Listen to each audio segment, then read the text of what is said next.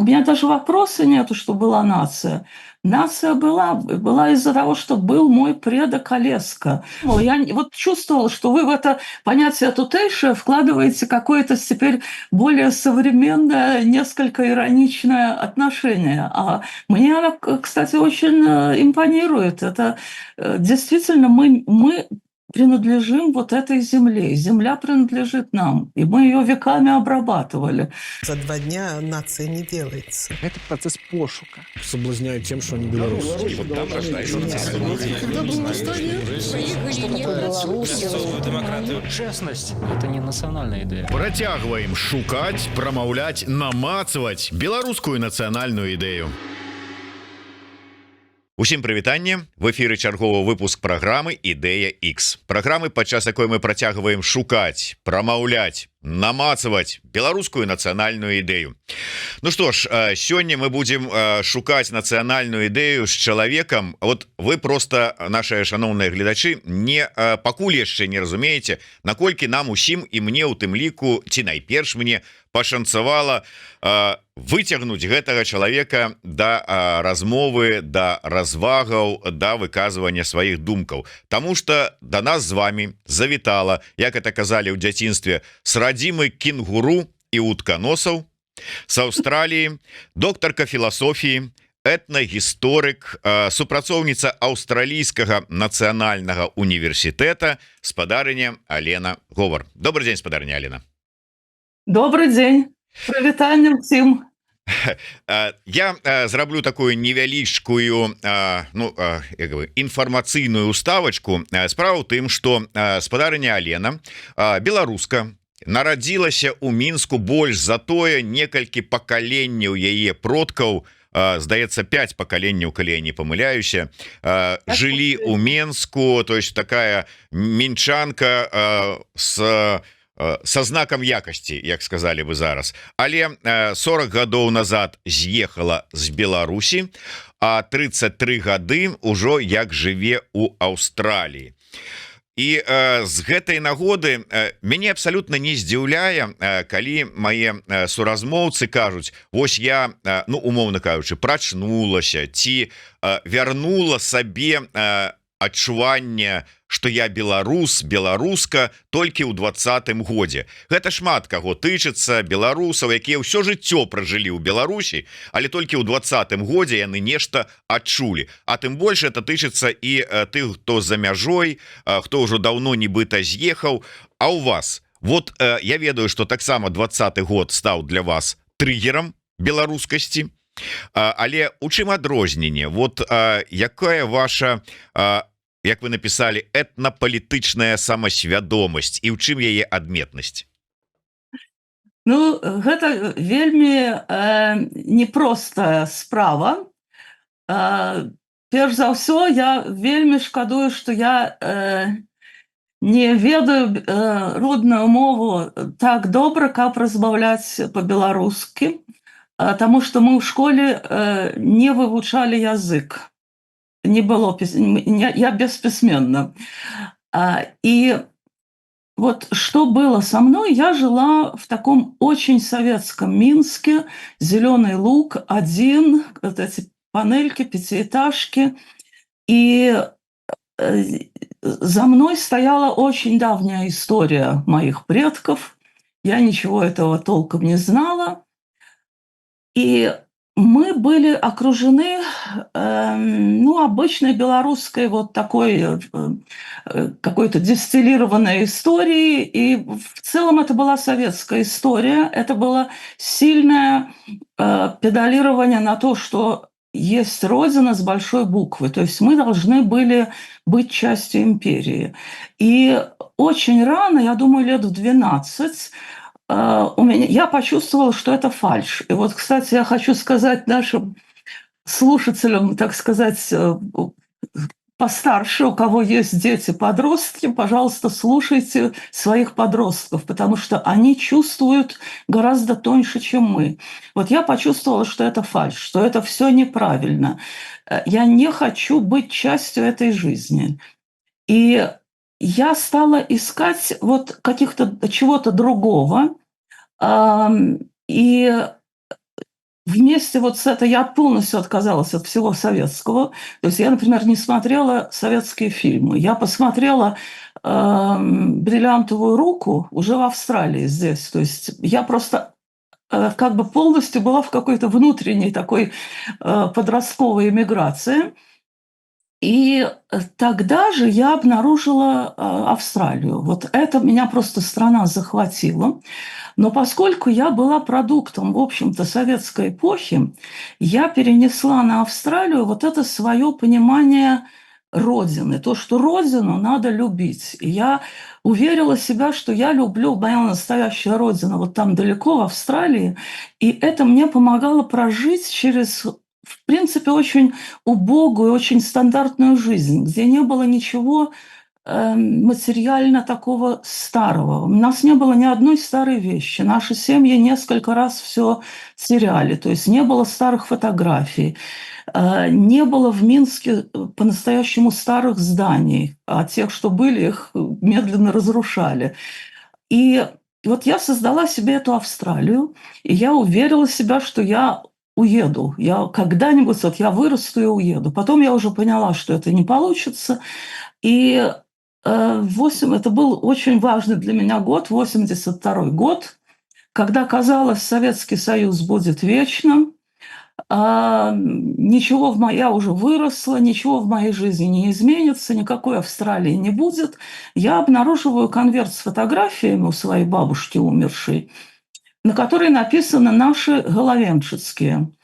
И я знала, что есть такая деревня Головенчицы. Я поехала на электричке, потом на каком-то страшном дизеле, выпрыгнула на какую-то прямо на насыпь, там даже платформы не было. И вот я стою в этом поле и думаю, где эти головенчицы. Пошла туда, где виднелись домики, стала заходить в дома и показывать эти фотографии. И очень скоро женщина узнала, говорит, да это же Людмила Юзика.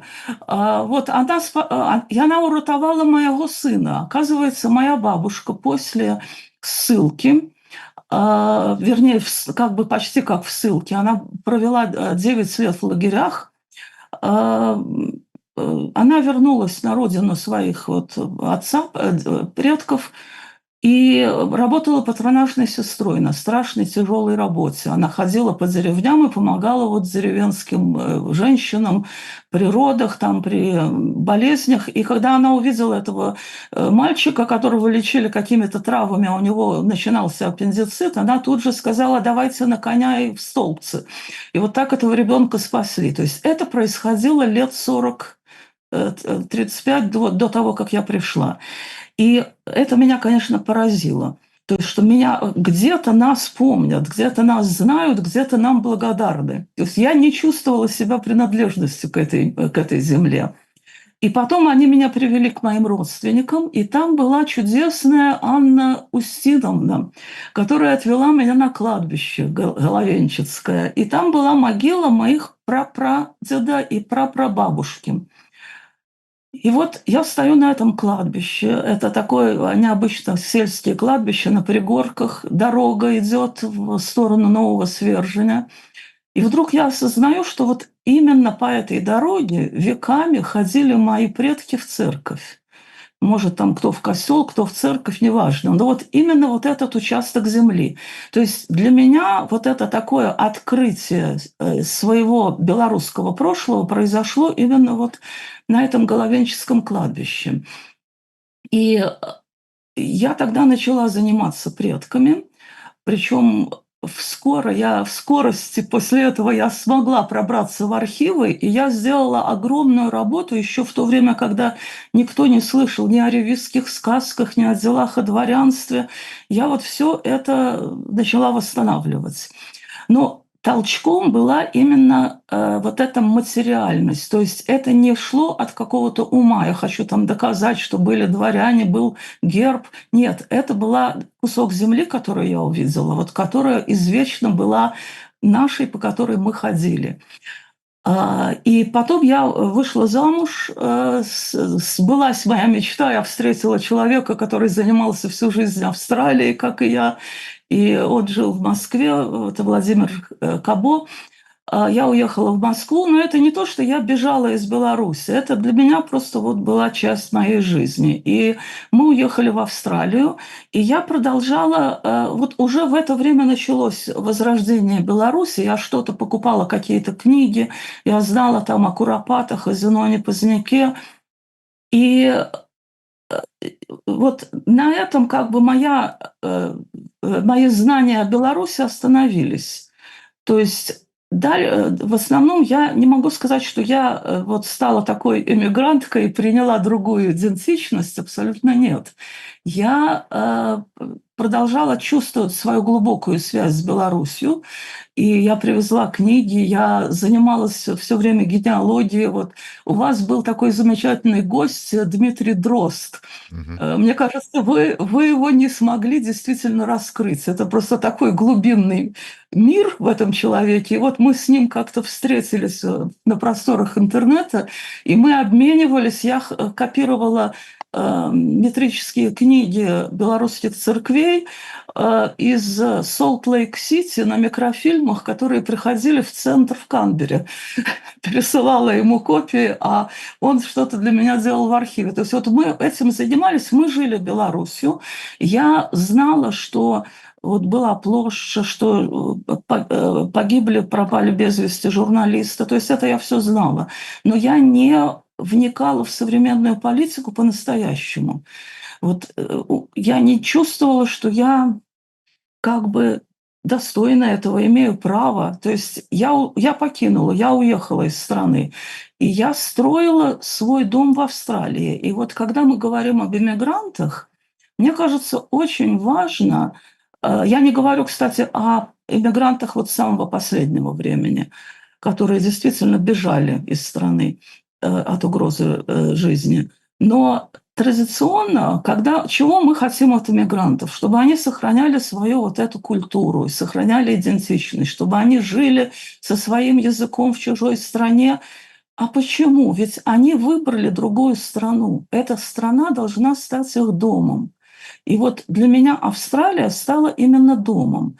То есть я не чувствую себя как бы, ну, что я эмигрантка, которая что-то должна сохранять. Оно живет во мне, это натурально. Но у меня не было никакого вот стремления как бы объединяться там с другими эмигрантами. Или в каком-то смысле у меня сохранился этот юношеский индивидуализм и максимализм. То есть для меня важна была Австралия, в которую я всю жизнь стремилась, и я действительно работала на благо Австралии. Я вот нашла целый пласт австралийской истории. Это так называемые российские анзаки. Это 1000 россиян, которые были в австралийской армии в годы Первой мировой войны. И я вот прошла по каждому человеку, по каждой семье, я нашла их детей, внуков, правнуков, записала их историю. То есть для меня это было вот такое соединение двух миров через мою австралийскую работу. Вот. Так что вот это вот мой аспект. Это я не отделялась от Беларуси, но Беларусь была вот белорусский язык, это была литература, которая была до моего отъезда. Ну, по-видимому, кончалась Короткевичем. А когда я сейчас, вот в 2020 году, я начала слушать Еврорадио, Радио Свобода, и вот программы на белорусском языке, я была просто поражена, какой неимоверный скачок произошел в развитии белорусскости.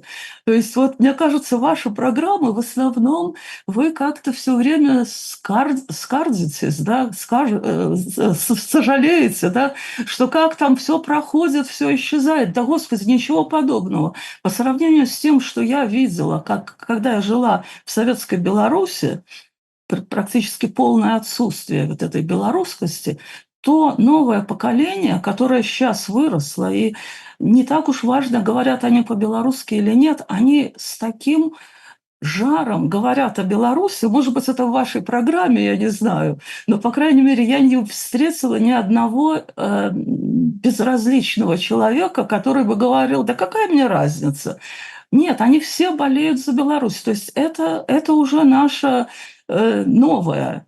Вот. И так я под огромным впечатлением и нового белорусского языка.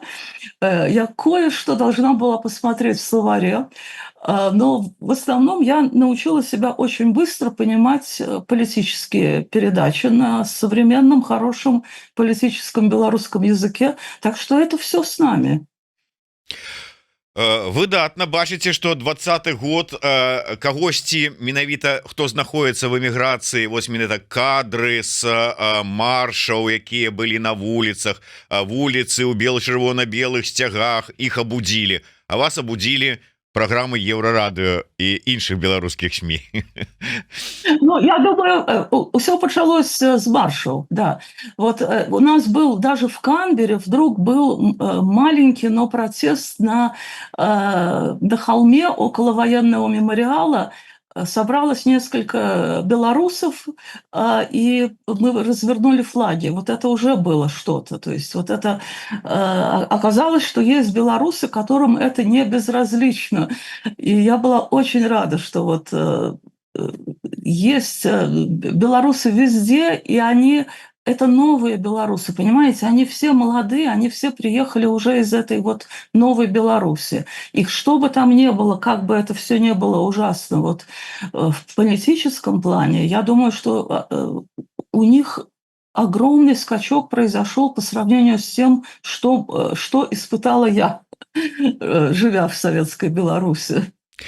Я вот удакладню потым я хочу вярнуцца да пачатку вашага аповеда там у мяне ёсць одно вельмі важное мне падаецца для мяне прынамсі пытанне але вот тут вот і ведаеце я давно уже не прыгадываў гэтую гісторыю якую мне першай рассказала наша выдатная спявачка этнаспявачка Вераніка Круглова якая ўжо там 23-25 гадоў жыве у Берліне і яна кажа что а мы записывали з ёй размову у 22 годзе і яна кажа что до 20-го года я была перакананая что я ведаю усіх беларусаў Берліна ну вот этих вот 7 з паловай чалавек якія тут вот ёсць а потым здарыўся 20-й год а потым здарылася першая акцыя салідарнасці беларусаў у Берліне я приехала на Александр-плац и у мяне вочы былі вот такие стояли сотни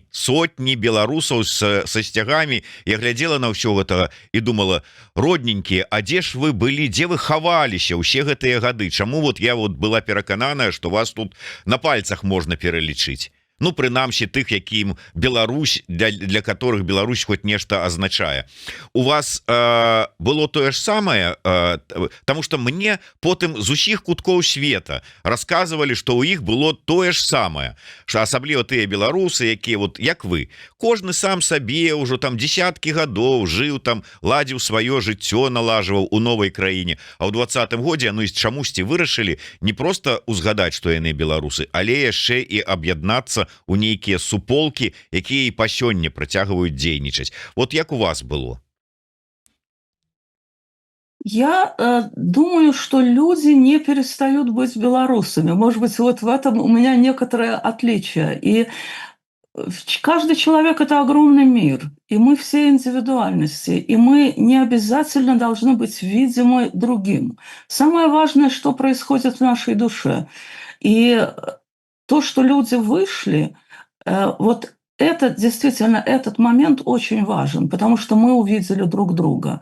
Но я думаю, что большинство из нас, в общем-то, и были. Мы просто не имели возможности, не имели повода, не имели прецедента для гордости сказать вот это. А вот в 2020 году это была прежде всего вот огромная гордость и сожаление, что я не там, что я не с ними.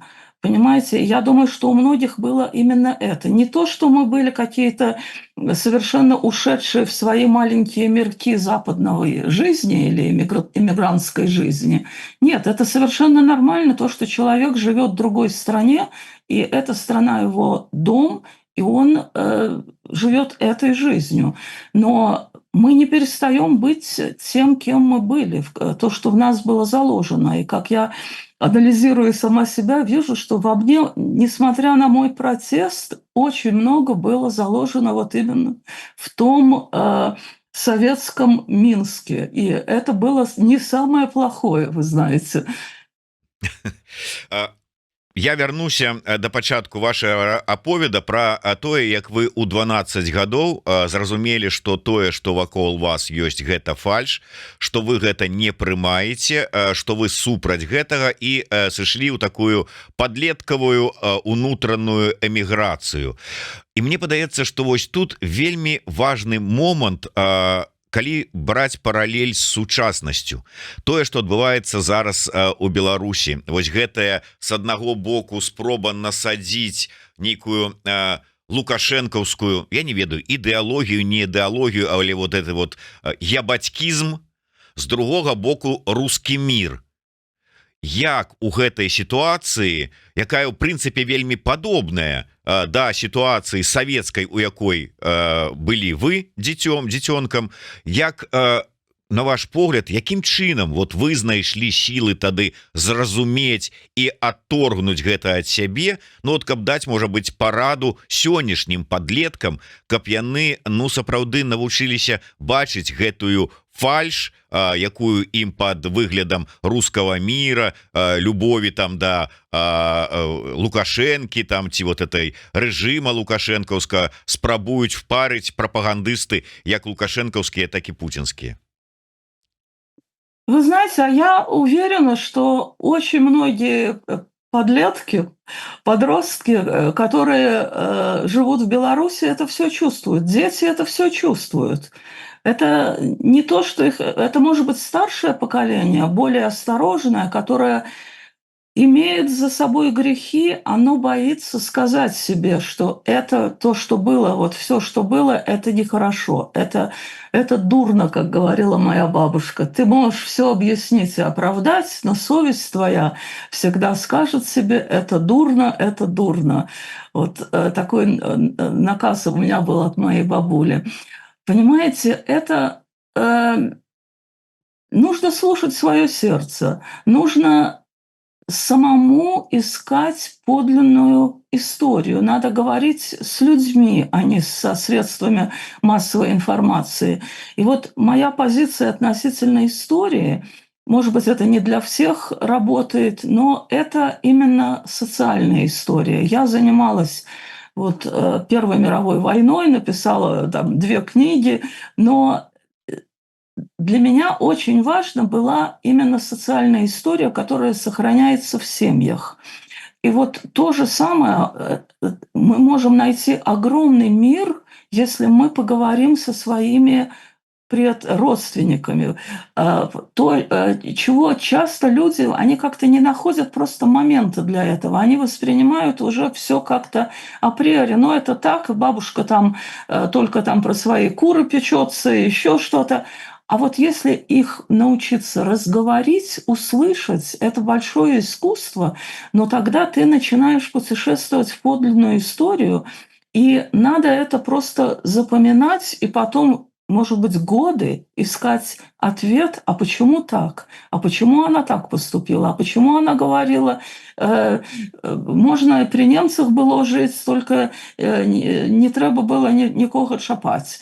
Вот, понимаете, это какие-то у меня остались осколки из моего белорусского детства, которые я все больше и больше понимаю. Я, скажем, живя в Советском Союзе, я не понимала, какое преступление совершили, бросив людей на 3-4 года под оккупацией, и потом их всю жизнь, так сказать, за это шпыняли и разрушали их жизни.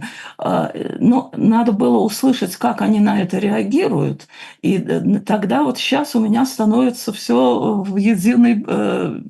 Я получаю ответы на вопросы.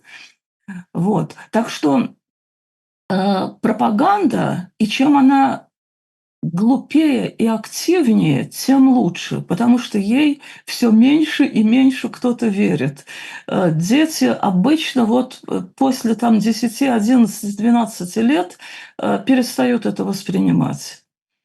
Ведаеце, але у нас ёсць прыклады вельмі непрыемныя, як скажем, радио тысячи холмов, як, напрыклад, тая прапаганда, якая зараз зрабіла з грамадзян Расійскай Федэрацыі нейкіх незразумелых зомбі, якія зараз кідаюцца на ўсіх, на Украіну, на беларусаў, на язык беларускай мовы і ўсё астатняе. То есть прапаганда часам працуе, на жаль. Вы знаете, мне кажется, не надо кидаться на них в ответ. Вот опять же, это, наверное, именно наше белорусское. Надо хранить то, что доброе в тебе. Какая разница, что у них там происходит, пока они, конечно, не пришли на нашу землю. И русский мир, по-моему, настолько себя скомпрометировал. Это, в принципе, русский мир – это обычная политика каждой страны. То есть страна пытается создать свой позитивный образ. Но вот то, что произошло с русским миром, это когда, в общем-то, нормальная идея. Мы все хотим, чтобы о нас думали хорошо. Как про человека, как про страну. Когда этот русский мир попадает в руки пропагандистов. И они становятся настолько смешными, настолько неприемлемыми. Я не знаю, может быть, это... Я несколько ранее это почувствовала. Вот у нас в Австралии вот все это русские праздники, это была там Масленица, организованная обычно посольством, и все эти танцы в кокошниках. И я смотрела на это и думала: Господи, почему я чувствую такое отторжение? Почему это не мое? И моя бабушка там, и прабабушка, они не танцевали в этих кокошниках. И я думаю, что на Масленицу, там, если в деревне она была, то там просто напевались. Вот этого не было, всех этих танцев с каблучками. Понимаете? И потом я встречаю здесь, в Австралии, совершенно замечательных молодых русских людей, которые вот с таким же, как и я, отторжением относятся ко всем этим калинкам-малинкам. То есть, оказывается, русская нация может структурироваться не по русскому языку, а именно по такому этнополитическому. И таких людей сейчас по всему миру очень много. То, что происходит на территории России сейчас, это, конечно, большая трагедия, но мы не знаем действительно, насколько это проникло во все углы сознания. Потому что не все ведь слушают все эти пропагандистские передачи, и люди просто выживают. Они не могут уехать, они вынуждены там жить. Поэтому я бы не чесала всех под одну гребенку. Люди очень разные. И большинство людей, есть, скажем, там 10%, 20% активных людей. Но большинство людей, они пассивные, они живут своей маленькой жизнью. И тот, кто придет и поведет, они очень быстро изменятся. Так что это не какое-то навечное клеймо на нациях, которые попали под влияние пропаганды, как те же «Тысяча холмов» радио, да. Калі ўжо загаварылі пра нацыю, тады маё любімае пытанне наконт таго, ці ўсё ж такі склаліся беларусы, беларускае грамадства як нацыя, сфармаваліся ці не, таму што часам мяне крытыкуюць за гэтае пытанне, але што як вот не дзіўна, калі у іншых народаў спытацца, вот ёсць палякі як нацыя, глупае пытанне гучыць, а для беларусаў чамусьці кожны беларус мае свой адказ і сваё бачанне гэтага працэсу і на гэта пытанне. Адныя кажуць, мы ўжо там 1000 гадоў як сфармаваліся, другія кажуць, мы тут толькі зараз ідзе працэс дафармавання, некаторыя кажуць, што мы толькі пачалі фармавацца ў 20-м годзе, трэція кажуць, што мы ў 20-м годзе не пачалі, а трэція кажуць, а чацвёртае, што мы ўжо расфарміруемся. Ваша бачанне. У меня мое видение идет опять от каких-то конкретных фактов. Вот буквально совсем недавно у меня была чудесная находка. Я попала на телеграм-канал «Слонимский повет», где жили мои предки. Мне подсказали, что в архиве Литовского университета есть инвентари Молчатского костела. А мои предки по папиной линии были крепостными Молчатского костела. Не прихожанами, а крепостными.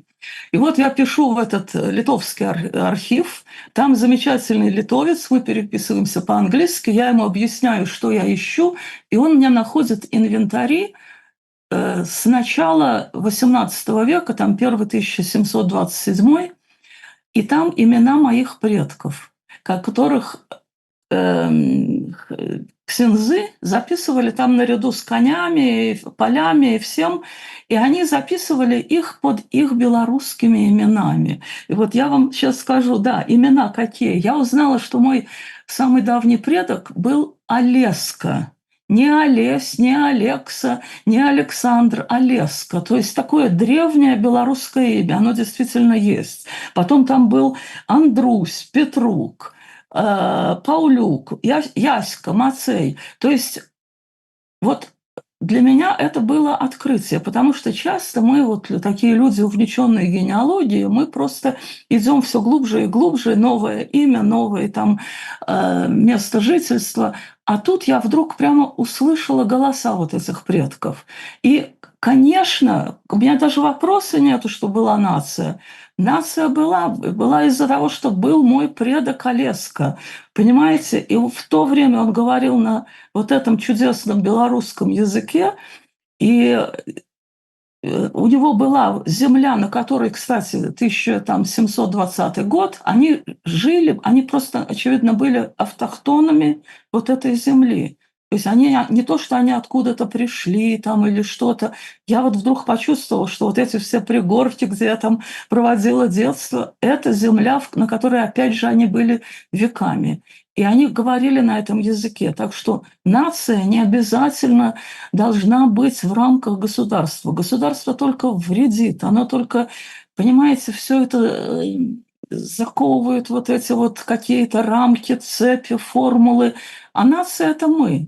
Вот мы создаем эту нацию. Мой Алекса. А вот тут уже пытанне відаць да вас як да этнагісторыка, ну хаця вы ўсё ж таки спецыялізуецеся на аўстралійскіх абарыгенах, але назва гэтай нацыі якая была, на ваш погляд, вот у тыя часы, у 1720 нейкім годзе? То есть зараз мы так кажам пра беларускую нацыю, но тады ж яны беларусамі не былі. Да, я помню, я допытывала семью Устина Гловацкого из Жабинки, где-то там под Кобрином, по-моему. Вот. Он был женат на польке, белорусский анзак. То есть я понимаю, что он из Беларуси. Я спрашиваю, кто он. Я никогда не даю, так сказать, ответ. Я спрашиваю, кто он был. И его дочь говорит, он точно был не поляком. Он гордился тем, что он был не поляком. То есть она не может сказать, что он был белорусом, но она через отрицание то, что он был не поляком, она вот это говорит. А жена его критиковала, потому что он по-русски говорил, но он говорил как-то не так правильно, как надо было говорить по-русски. То есть вот вам образец.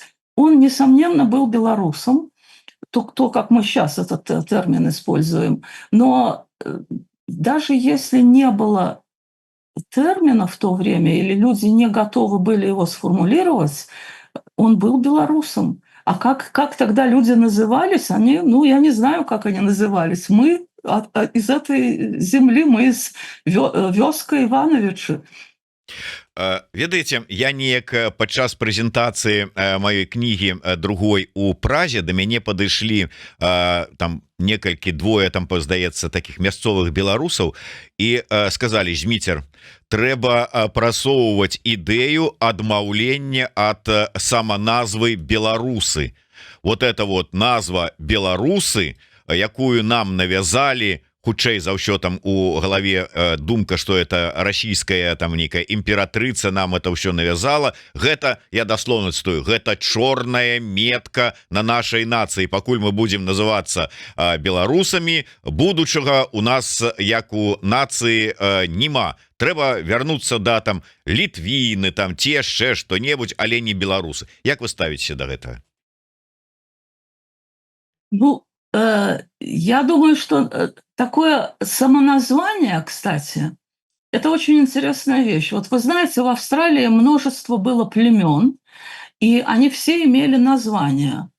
И когда люди, этнографы, с ними изучали их язык, они выясняли, что значение их названия значит «люди». То есть это как мы себя видим, мы люди.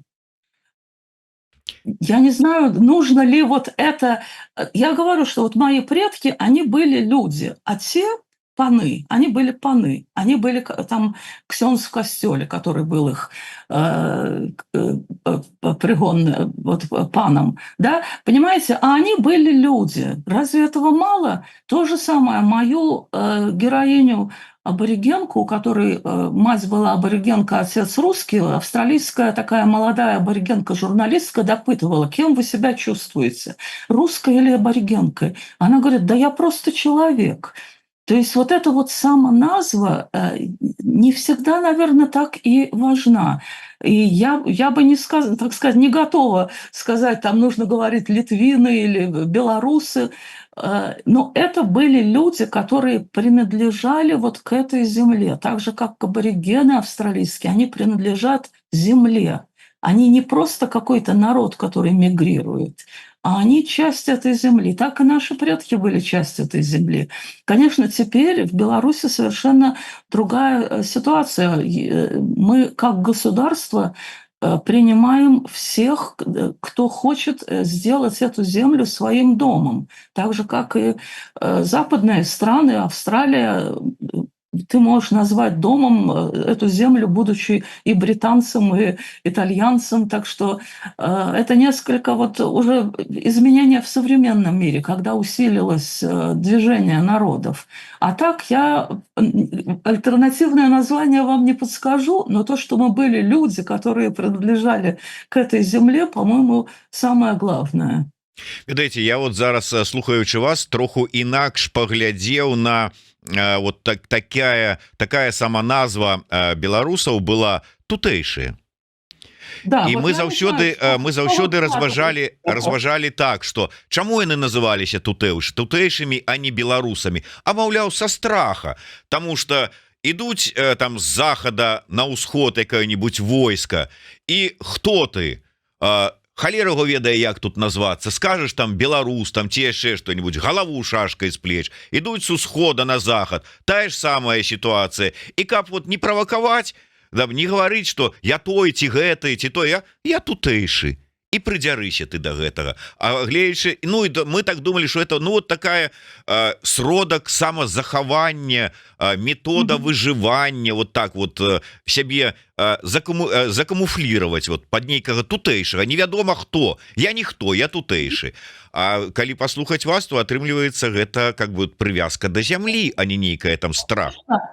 Конечно, я именно так и думала. Я вот чувствовала, что вы в это понятие тутейшее вкладываете какое-то теперь более современное, несколько ироничное отношение. А мне она, кстати, очень импонирует. Это действительно мы принадлежим вот этой земле. Земля принадлежит нам, и мы ее веками обрабатывали. Так что... В этом наше, так сказать, вот путешествие в прошлое, можно на этом остановиться и сказать, да мы просто люди отсюда. А какое будет название у государства, когда Беларусь станет свободной? Кем будет называться? Ну, наверное, уж традиция существует в Беларусь, так что не знаю, готов ли народ от нее отказаться, но... Надо принимать то, что есть. І зараз я хацеў бы да вашых ведаў пра Аўстралію і пра аўстралійскіх абарыгенаў звярнуцца. Мы, разважаючы пра гістарычны, трагічны лёс беларускага народа, беларускай нацыі, вельмі там часта, калі параўноўваем з лёсамі іншых народаў, то кажам там пра Ірландыю. Мы кажам дзесьці, можа быць, там, я не ведаю, Чэхаў узгадываем, там Ізраіль, можа быць, нават узгадываем. А зараз я вот, паслухаўшы ваше інтэрв'ю, як вы апавядалі пра троху гісторыю аўстралійскіх абарыгенаў пасля таго, як здарылася такое няшчасце, і Кук іх адкрыл, вот, што далей было. Мне падаецца, што, можа быць, нам больш правільна параўноўваць з аўстралійскімі абарыгенамі лёс беларускага народа, ці не? Ну вот бачыце вы нейкія параллели? Я не думаю, что это настолько было разрушительное. Дело в том, что у аборигенов все-таки был другой уровень материальной культуры и совсем другая духовная культура. Была очень большая разница между двумя обществами, британским и аборигенским. У белорусов, в принципе, уровни были не такие уж разительно большие, и вот, насколько я знаю, как раз белорусские мастера шли в Москву там строить храмы, все это, то есть это не...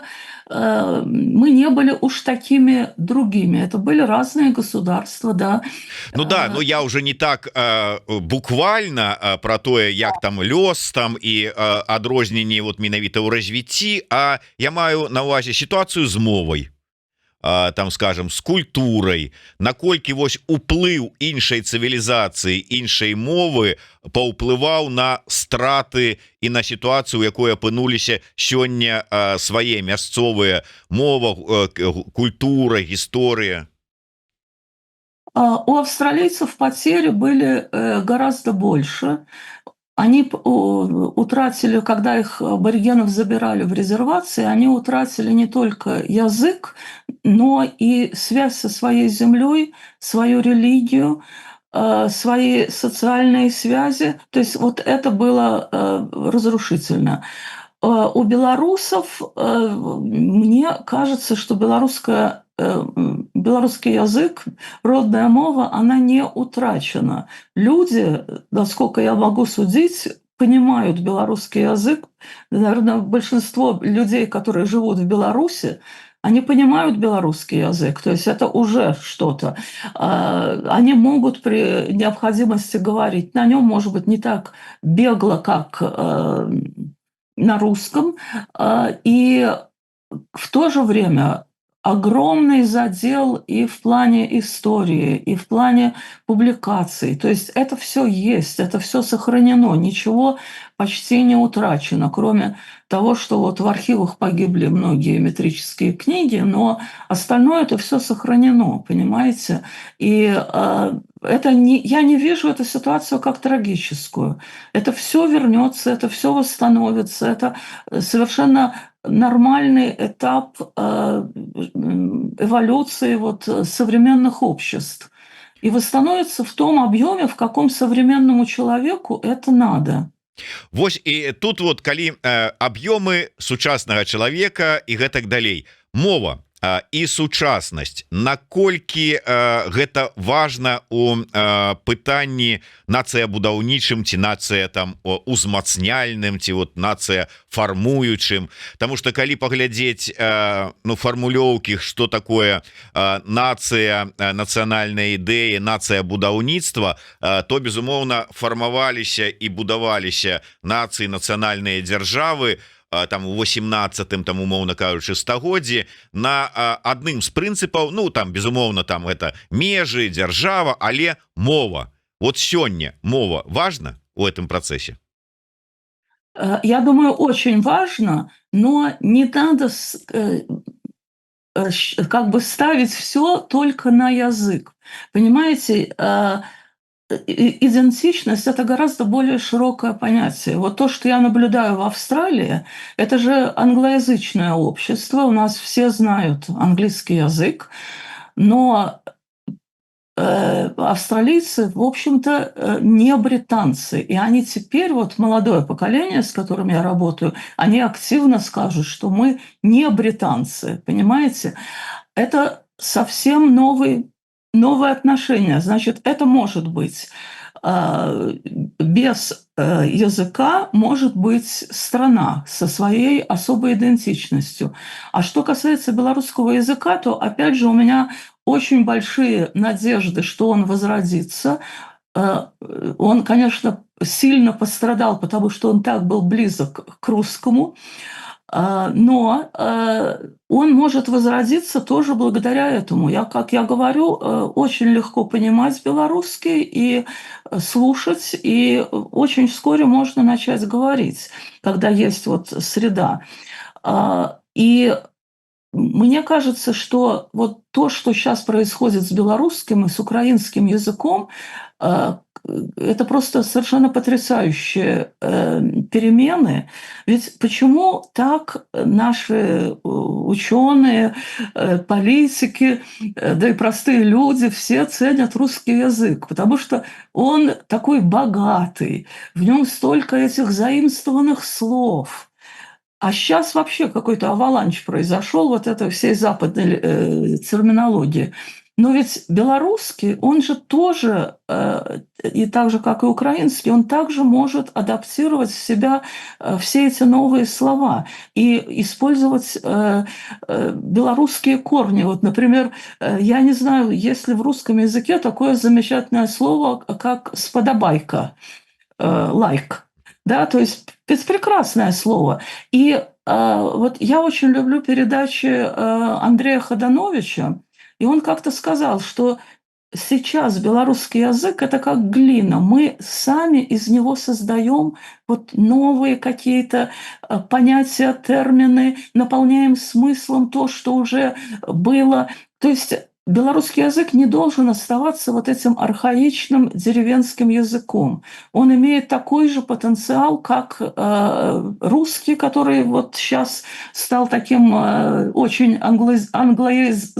англизированным, и украинский. Кстати, вот у меня коллега в Киеве, и она пригласила меня участвовать в их сборнике, и мы обе согласились, что на русском я больше писать не буду для них. Я послала в своем переводе на украинский, они отредактировали довольно сложный текст про этнические контакты. Боже, какой прекрасный современный украинский язык. То есть все, что я не могла выразить на хорошем, так сказать, украинском, могла только на русском, оказывается, можно сказать по-украински. И очень натурально. И вот то же самое, я думаю, будет происходить с белорусским, если мы, вот все молодое поколение особенно, возьмет это в свои руки. Это же, понимаете, это так круто иметь язык в самом центре Европы, когда мы благодаря этому языку понимаем польский, почти понимаем славянский, словацкий и чешский, понимаем украинский. Это чудесный язык. И если вот в него вложить современный подход, не бояться заимствований, не бояться игры с языком, он оживет, он наполнится новой жизнью, он вполне может стать государственным языком, на котором люди будут хотеть говорить. Если мы будем вот это все держать в таком архаичном виде, вот надо правильно так писать, именно так говорить, это нельзя заимствовать, то у людей возникает барьер. Господи, я лучше английский выучу. Понимаете? А это живой язык. Языки – это живые животные. Они могут эволюционировать, поэтому мы должны их любить и помогать им. И вот, конечно, иметь таких замечательных людей, как Андрей Ходанович, как молодые поэты, которые создают совершенно блестящую современную поэзию и прозу вот из того, что у нас было, но его наполняют новыми смыслами, новыми оттенками. И на белорусском часто можно выразить то, что, может быть, так глубоко не выразишь в плане вот чувств и каких-то оттенков чувств на русском. Вот, так что это чудесно. Я очень жалею, что вот я не могу пока заговорить по-настоящему. Ну нічога, усё паступова. Ужо у нас ёсць практыка, людзі, якія спачатку прыходзілі да нас у эфіры, гаварылі па-руску, праз пэўны час незаўважна нават сюрпрызам для нас было, калі яны прыходзілі і раптам опы па-беларуску эфір праводзілі. Так што ўсё паступова. Вы просто звязаліся вось такімі, мы тут ін'екцыю беларускую робім нашим спікерам. Что и вас таксама гэта чакае. Я хотел бы на завершэнне нашай размовы, на жаль, вот так хутка час ляціць у цікавых размовах, яшчэ две тэмы закрануць. Першая гэта так званая тэма з'ехаўшыя і застаўшыеся. Наколькі яна непераадольная, тому что ўсё ж таки такое адчуванне, хотя мы, здавалася б, ну нічым не адрозніваемся, тыя, хто з'ехаў, вымушана з'ехаў, а не ў пошуках там салодкага жыцця, і тыя, хто застаўся, у нас аднолькавыя каштоўнасці, у нас аднолькавае бачанне, ну пераважнай часткі людзей, але такое адчуванне, что мы ўсё адно просто поступова меняемся и разыходзімся. Ну, потому что змены ёсць і тут, і там под уздзеяннем розных падзеяў, трагедый, шчасця, ўсяго астатняга. Такое адчуванне, что мы ніколі праз вось такое выпрабаванне падзела грамадства не праходзілі. Гэта першае, і па-другое, ёсць такое перасцярога, что калі, як это кажуць, муры рухнуць і мы зможам вярнуцца, то аб'яднаць вось гэтыя две часткі грамадства, ну будзе вельмі складана, скажем мякка, тому что ну мы розныя ўжо, і можа быть так скласціся, что вот мы зараз па выніку размовы са спадарыняй Аленай сфармулюем нейкую выдатную нацыянальную ідэю. Муры рухнуць, мы радасна з гэтай нацыянальнай ідэі прыбяжым на пагранпераход у Брэсце, а там на мяжы беларусы тыя вот з Беларусі скажуць: ведаеце што, ідзіце вы там со сваёй гэтай нацыянальнай ідэі туды, дзе вы яе фармулявалі, ваши Аўстраліі, Варшавы, Амерыкі з Канадамі і гэтак далей. А мы тут самі, у нас вот сваё ўжо бачанне. Як вы лічыце, такое магчымае, як з гэтым справімся, не справімся, ёсць досвед гістарычны у беларусаў такога?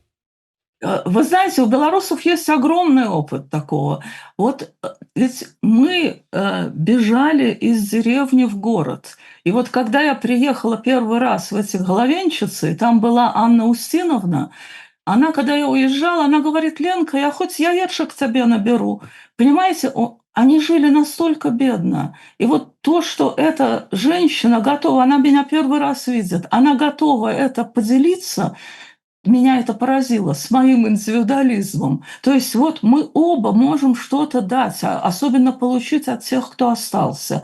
А второй момент, который в Беларуси был очень важен, это Западная и Восточная Беларусь. Ведь мы это уже пережили. Была совершенно как бы другая культура в Западной Беларуси. До сих пор там их называют западниками. И мой отец, который вырос в Восточной Беларуси, но его предки были из Западной, и потом они были в эвакуации. Когда они приехали сразу после войны в Молчиц, вот он учился в этом местечке в школе, и та культура, которую он там встретил, это были какие-то дети помещиков там или еще что-то. То есть в школе была огромная культура, западная, польская, но она уже все перешло на советское. И мой отец после этого поехал в Минск и учился на белорусском языке на журналиста в университете. То есть у него вот благодаря этому польскому и западно-белорусскому создалось желание стать белорусом. Так что мы можем друг друга очень многому научить. И просто надо не стремиться видеть разницу как нечто негативное. Наоборот, в этом очень много позитива. Люди, которые смогли прожить через то, что сейчас проходит Беларусь, и остаться годными, им надо выражать уважение и учиться у них, потому что это может повториться в любой ситуации, в любом обществе. И то, что мы чего-то научились на Западе, это тоже может быть очень полезно и интересно для того, что тех, кто не был на Западе вместе с нами. Так что я думаю, это только на пользу, если мы посмотрим на это с позитивной такой стороны. Ну і на завяршэнне нашай размовы нацыянальная ідэя ад Алены Говор гучыць як? У меня вельмі прагматычная ідэя. Адчыніце архівы, зрабіце гэта даступным для ўсіх беларусаў. Вот это то, что сейчас делают украинцы, несмотря на войну, понимаете? Это огромный пласт, причем пласт социальной истории, которая касается каждого человека. Вот в Австралии это в библиотеках, в архивах люди, которые занимаются прошлым своей семьи, своей деревни, они составляют половину читателей, понимаете? Это надо идти через социальную историю, не через какие-то великие там грюнвальдские битвы. Вот это один аспект, то есть история очень важна, язык очень важен, но он должен быть частью тебя, он не должен быть насажен как абстрактная часть государства. А второе – это модернизация. Вот те молодые люди, которых я увидела на маршах свободы в Минске, они меня поразили. Понимаете, они 30-летние, на них не висит вот эти все то, что обычно мы говорим, там хуторяне такие-сякие. Они были прекрасные современные люди. И они принесут вот эту новую модерность, современность.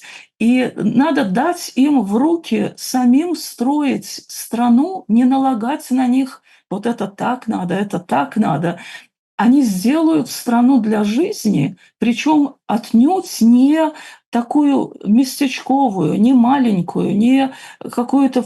Мы все время переживаем, какие мы провинциальные. Они сделают не провинциальную Беларусь, которая будет в центре Европы и будет свободна, и будет привлекательна именно своей открытостью, новаторством и вот этим огромным потенциалом отыскания самого себя на этой земле. То есть то, что мы сможем гордиться этой землей, этим народом, такими, как мы есть, со всеми проблемами, но устремленным в будущее.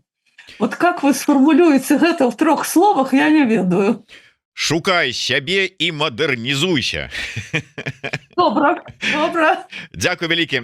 Спадарыня Алена, вось гэтая кніжка, прысвечаная падзеям 2020 года. Найперш беларуская нацыянальная ідэя на маршы, якую мы записывалі, безумоўна, у тыя часы з тымі настроямі і з тым вэйбам. Якім-небудзь чынам я паспрабую вам перадаць і прэзентаваць. Гэта падарунак ад Еўрарадыё, праграма «Ідэя X» і мяне асабіста для вас. Дзякуй вялікі.